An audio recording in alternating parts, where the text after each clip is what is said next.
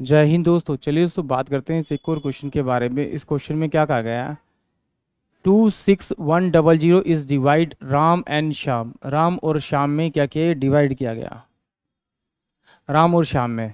So that the interest Ram receive in 3 year is same as that Shyam receive in 6 year. If the interest receive at 4% per annum then the share of Ram.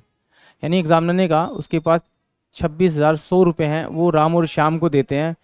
Ram को जो देता है वो 3 साल के लिए देता है, 4% की ब्याज की दर पे देता है। श्याम को 6 साल के लिए देता है, 4% की ब्याज की दर पे देता है। और जो उनका इंटरेस्ट आता है वो बराबर आता है। तो पूछ रहा है कि उन दोनों का अमाउंट क्या है, यानी कि राम का अमाउंट क्या है।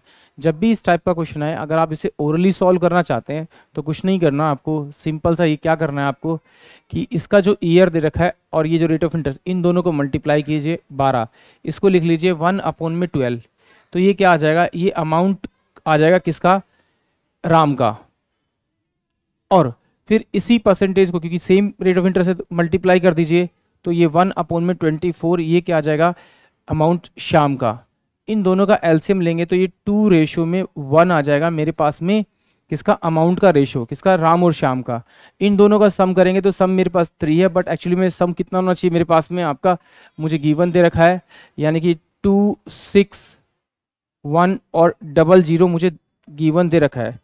तो मुझे इसे किससे मल्टीप्लाई करना पड़ेगा, तो ये 3 अट्ठे 24 और 3 सत्ते 21, यानी कि 8700 से मुझे मल्टीप्लाई करना पड़ेगा 3 को ये बनाने के लिए। तो इससे आप इसको मल्टीप्लाई कर दीजिए।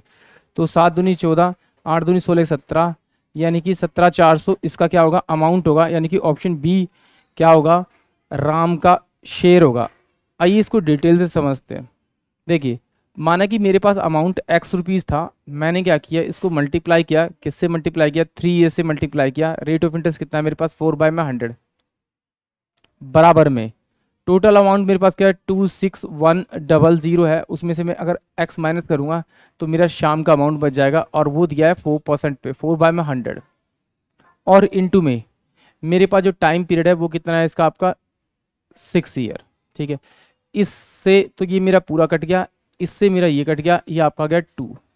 तो यानी कि x इजकल टू में कितना होगा, 26100 इंटू में क्या हो जाएगा मेरे पास में 2 माइनस का मेरे पास में 2x हो जाएगा। ये इधर जाएगा तो ये आपका कितना हो जाएगा, 3x इजकल टू में 26100 इंटू में 2।